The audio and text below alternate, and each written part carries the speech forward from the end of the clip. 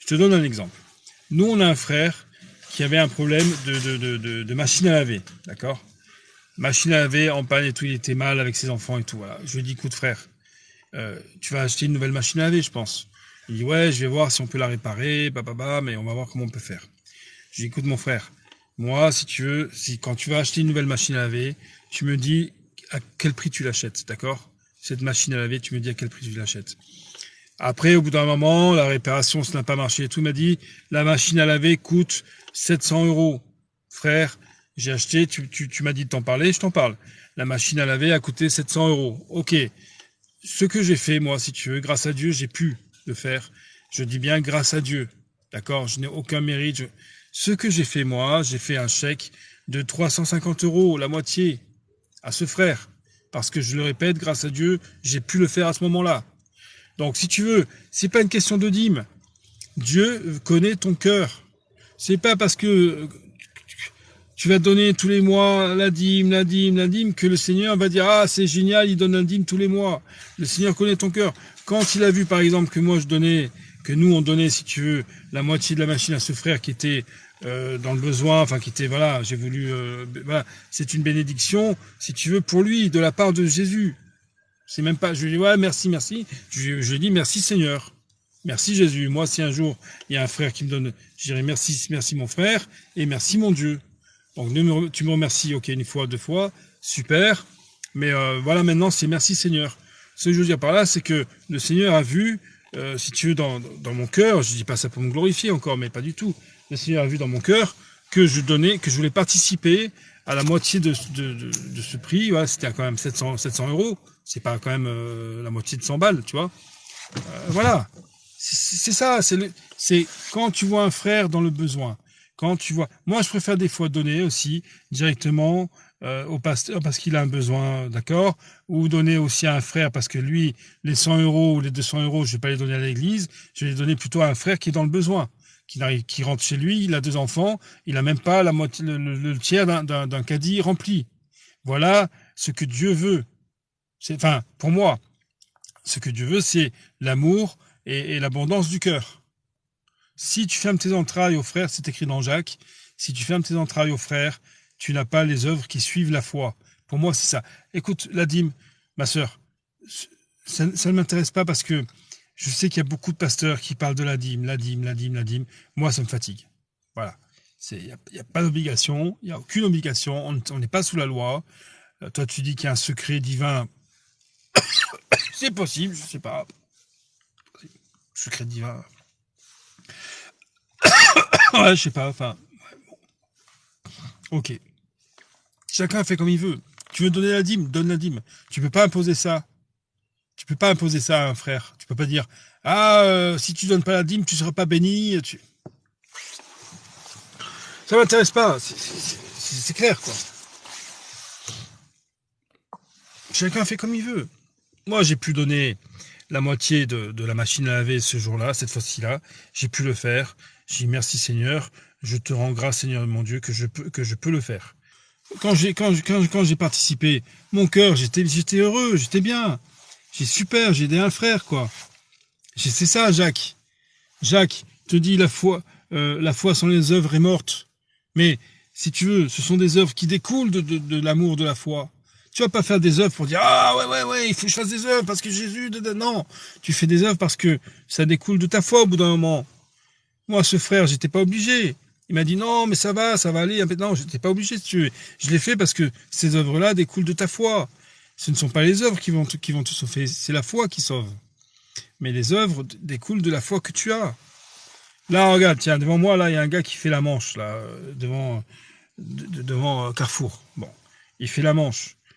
Je le vois, le pauvre, ça fait pitié. Je dis, bon, je préfère ma place que la sienne, déjà. Même si je suis tout le temps dans ma voiture, je préfère ma place que la sienne.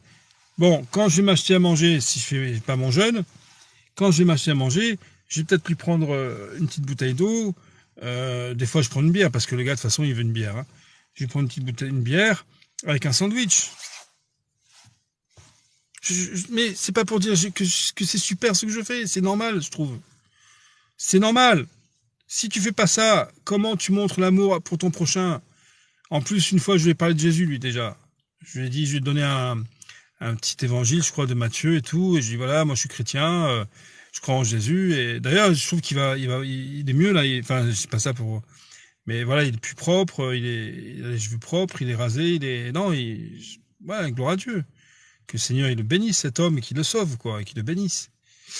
Eh ben, je prends un petit sandwich pour lui. Moi, je vais manger, je vais me coinfrer là comme un ours. Et lui, il est dans la rue là et enfin, je sais pas, ça me paraît évident quoi. Ça me paraît évident, voilà. T'en as plein qui le font aussi. Hein. T'en as plein qui le font et t'en as plein qui le font pas. Chacun, écoute, chacun, on est tous devant Dieu. Dieu il sait. Dieu il connaît toutes choses. Il connaît ta vie, il connaît ton cœur, il connaît tes pensées. Il sait si tu vas donner, il sait si tu vas aider, il sait si tu fermes tes entrailles. Il sait tout le Seigneur. On ne peut rien cacher à Dieu. On ne peut rien cacher à Dieu. Donc moi, quand je le fais, quand je donne un sandwich à ce gars-là, par exemple, eh ben je dis merci Seigneur mon Dieu que j'ai pu lui offrir un sandwich. Merci Seigneur mon Dieu. C'est pas t'as vu Seigneur comme je suis bon. Oh. Bénis-moi Seigneur, bénis-moi. Je suis déjà béni. J'ai la vie éternelle. Je sais pas si c'est plus grand que ça. Comme bénédiction, je crois pas. Quoi. Bon bref. Mes enfants hier, ils ont eu leur tartine de Nutella. Bon, c'est du Nutella. Il y a mieux comme si tu veux, il y a des pommes. Hein. C'est mieux les pommes, je crois. Mais ils ont eu leur tartine de Nutella. Et ils ont eu leur lait chaud ce matin avec le sucre ou le Nesquik. Et merci mon Dieu, quoi. Mais qu'est-ce que tu veux dire?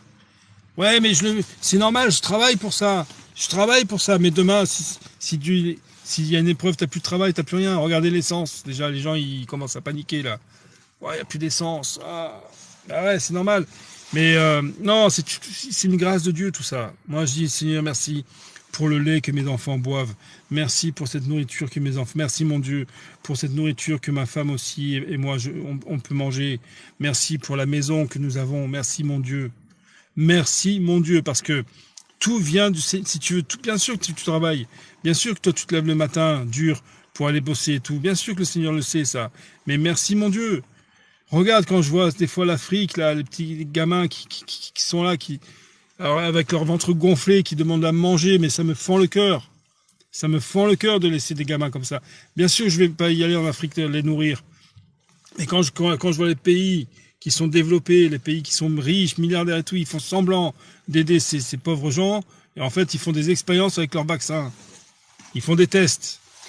Mais ça me rend fou, quoi. Heureusement qu'il y a un jugement, moi je te dis, pardon mon Dieu de dire ça, mais heureusement qu'il y a un jugement, que Dieu est juste. Hein. Si il est Messie, il a été oint quand? Il a été oint, si Julio veut bien me dire, c'est quand il a été baptisé. Je pense qu'à ce moment-là, il y a eu la colombe qui est descendue, c'est l'Esprit Saint. Onction, c'est ça. Ouais, il est oint déjà. Isaac, bah ouais.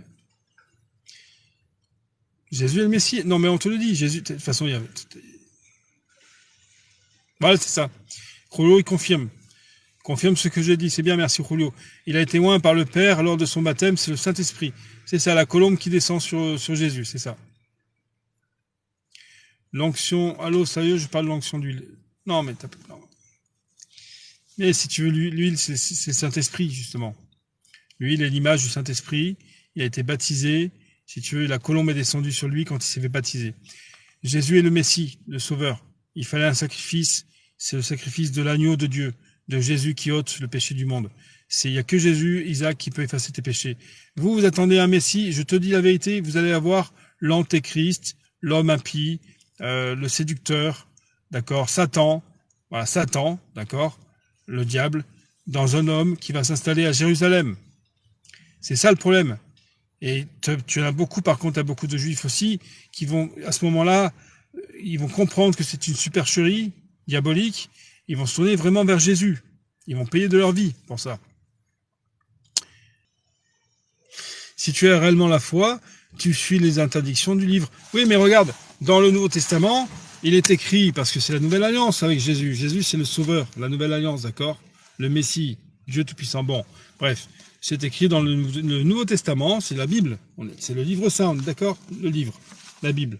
Il y a aussi le Nouveau Testament. C'est écrit, mangez de tout ce qui se trouve au marché parce que tout est sanctifié par la prière et par la parole. Tout est sanctifié par la prière. Si tu veux, moi quand je prie, merci Seigneur de bénir, par exemple, ce porc-là, ce cochon que je vais manger, toi, si ça se trouve, tu vas manger une viande halal et qui a été, qui est mauvaise, par exemple. Et tu vas être malade, alors que moi, si tu veux, je mange du porc et j'ai rien du tout. Si tu veux, c'est écrit dans la parole de Dieu, et donc je respecte la parole de Dieu, je la suis. Mangez de tout ce qui se trouve au marché, parce que tout est sanctifié par la parole. C'est tout. Avant, oui, avant. Mais si tu veux, c'est pareil. Donc maintenant, il faudrait que je me fasse circoncire, parce que avant, les Juifs se faisaient circoncire. Isaac, par exemple, je pense qu'il est circoncis. Mais moi, si tu veux, je ne suis pas juif. Je suis chrétien, moi, si tu veux. C'est la nouvelle alliance, Jésus. Donc, moi, si alors, tu vas me dire, ah ouais, c'est écrit dans l'Ancien Testament, et tout croyant doit se faire circoncire, pour rester dans le peuple de Dieu, pour entrer dans le... Mais maintenant, c'est fini la circoncision. Depuis Jésus, c'est fini la circoncision, parce que Jésus est venu appeler des païens, si tu veux. Des juifs et des païens. Quand je dis juifs et païens, ça veut dire tous les autres, quoi. Toutes les autres religions, toutes les autres nations, les autres peuples. C'est fini, ça. On n'est plus sous la loi. Ça sert à rien, en plus, la circoncision. Rien. Vous, quand vous allez adorer non, mais les juifs, si tu veux. Toi, je sais pas, Isaac, ce qui va se passer pour toi, je sais pas. Mais les juifs, quand ils vont adorer l'antéchrist, si tu veux. Quand ils vont adorer l'homme impie, l'antéchrist, qui vont croire que c'est le Messie. Ça, c'est de l'idolâtrie. En plus, tu viens de nous dire, le Messie n'est pas céleste, un truc comme ça, le Messie ne vient pas du ciel. Vous voulez donc, vous, un Messie qui vient de la terre. Donc vous attendez le Messie, vous croyez en Dieu, mais le Messie, il va naître d'un homme et d'une femme normale, quoi. Un humain, enfin un homme, quoi. C'est comme si moi, je venais là, je disais, je suis le Messie. Ouais, mais qui es-tu? Je suis Olivier. Je suis né de mon papa Guy et de ma maman. Et je suis le Messie, c'est moi. Et vous allez le croire, vous. Shalom, shalom, shalom, viens.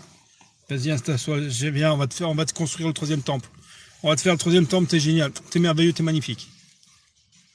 Tu vas demander à Trump l'argent. Trump, il va te donner l'argent pour le temple. Et tu vas faire le 3e temple pour le faux Christ. Vous allez faire pour l'antéchrist, je vous dis la vérité. C'est écrit dans la parole de Dieu. Et ça va s'accomplir. Et après, il me dit, appelle-toi idolâtre. D'accord. Non, mais les pauvres, quoi. Franchement, les pauvres, quoi. Non, mais ça fait pitié. C'est comme ça, hein. C'est dans le plan de Dieu, hein.